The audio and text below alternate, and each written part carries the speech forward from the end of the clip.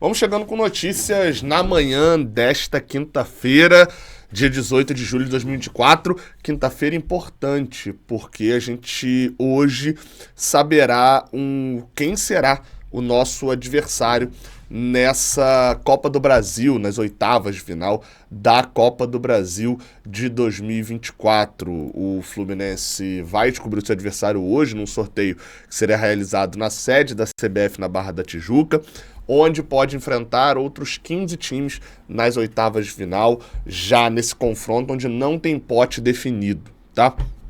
Os adversários possíveis do Fluminense não tem restrição quanto a ranking da CBF, quanto a estado, pode dar o que for. Temos adversários chatinhos, vou ler aqui na ordem, tá? Atlético Paranaense, Atlético Goianiense. Vou ler na ordem e vou dando uma característica rápida de cada um. Atlético Paranaense, um time que está oscilante no campeonato, nos campeonatos que tem jogado, já com a saída do Cuca. O Atlético Goianiense, que acabou de demitir o Jair Ventura, tá com o Wagner Mancini e se afunda cada vez mais no Brasileirão. O Atlético Mineiro, treinado pelo Gabriel Milito e que tá numa oscilação maluca dentro do Brasileirão, mas tá nas oitavas, é possível adversário nosso nas quartas da Liberta. O Bahia de Rogério Ceni, um dos grandes times da temporada até agora no Brasileirão e que vem aí na sua disputa para tentar brigar na parte de cima da tabela, né? Vem empolgando, né, o torcedor. O Botafogo, que é o grande time até agora da temporada, de novo, líder isolado do Brasileirão, o time do Arthur Jorge. Corinthians, que recém trocou de treinador, conseguiu já uma vitória com o Ramon Dias, mas briga contra o Z4 ali praticamente o campeonato inteiro, o Campeonato Brasileiro, mas está nas oitavas da Sul-Americana. Aí vem aquele time que eu acho que todos os outros 15 vão querer enfrentar, o CRB. O CRB está nas oitavas da Copa do Brasil, time treinado pelo Daniel Paulista. Chegou lá basicamente porque eliminou o Ceará na última fase. O erro, entre aspas, ali foi o CRB passar do Ceará. Tá na segunda divisão, na Série B, e tá lá embaixo, brigando contra o Z4, basicamente. Só não tá brigando mais porque venceu 3 dos últimos 5 jogos. Então é um time que a gente quer pegar. Já o inverso, o outro adversário possível também é o Flamengo, treinado pelo Tite, terceiro no Campeonato Brasileiro, teve dificuldades para poder avançar no seu grupo na Libertadores, mas agora nas oitavas pega o Bolívar e briga na parte alta da tabela do Campeonato Brasileiro. Vem num momento oscilante, diria eu também, mas numa oscilação num nível muito mais alto. Já o Grêmio, aí é o inverso.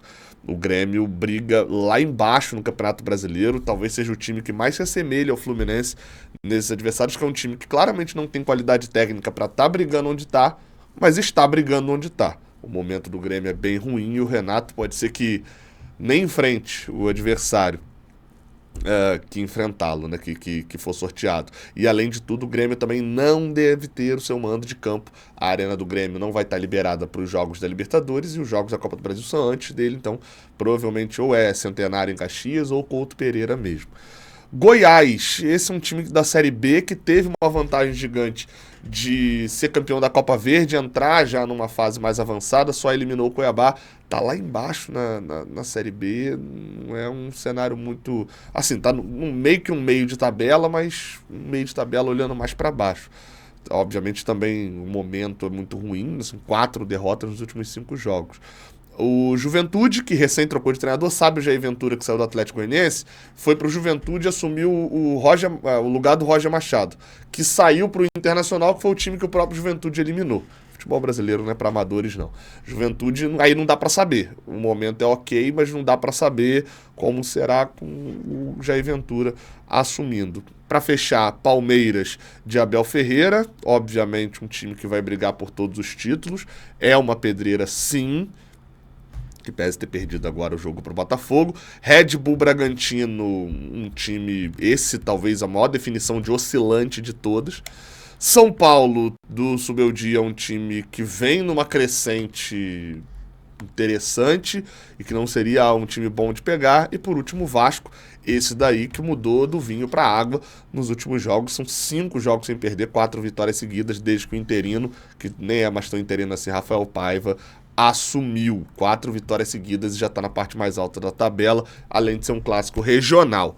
Bem, fiz um resumão aí de todos os adversários, mas você sabe, tem live aqui no Raiz Tricolor, junto com Jornada, com o canal do Lessa, com o canal 20, a nossa equipe preparadíssima a partir de 12h30 para poder transmitir o sorteio da Copa do Brasil com imagens. O sorteio começa às 2h, mas o mais importante até do que ali o momento do sorteio, né, é a troca de ideia que a gente faz antes, debatendo esses times todos, comentando e, claro, relacionando os melhores e piores adversários pro Fluminense.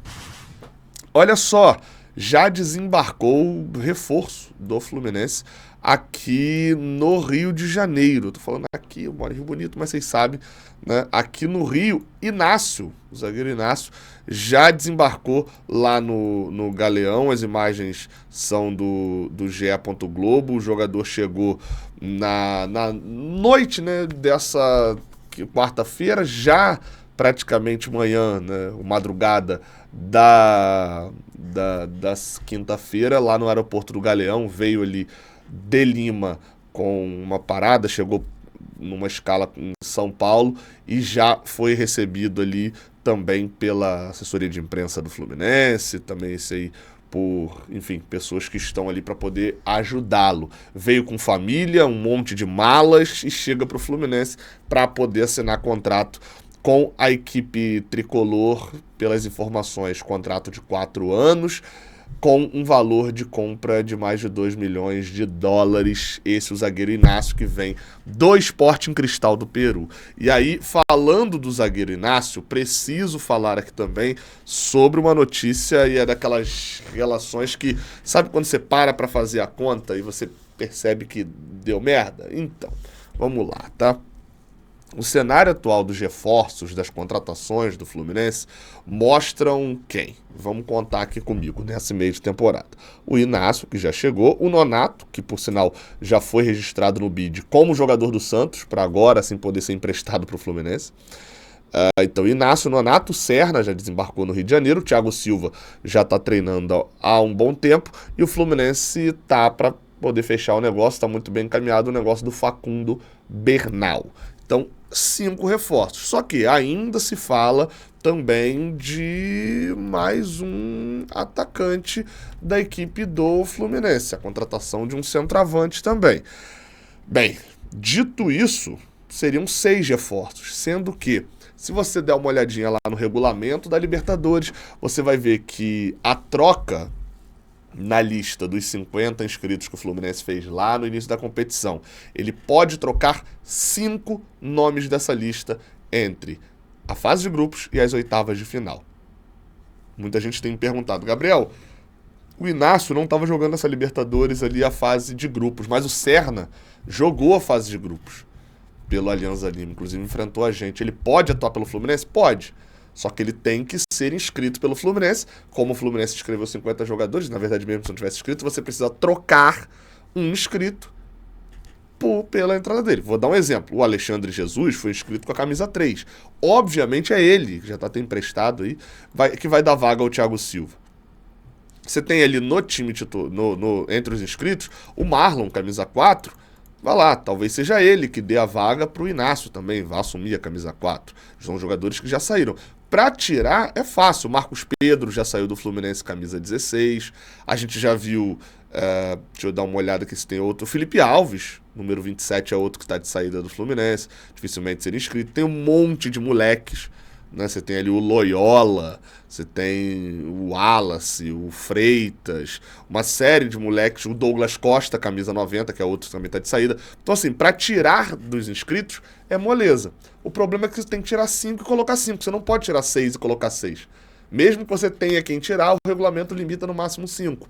E qualquer dificuldade. Como eu falei, Nonato, Thiago Silva, Inácio, Serna e possivelmente o Bernal, se chegar um centroavante, esse centroavante ou um desses outros 5 não seria inscrito na Libertadores. E isso me faz crer que não vem o tal do centroavante.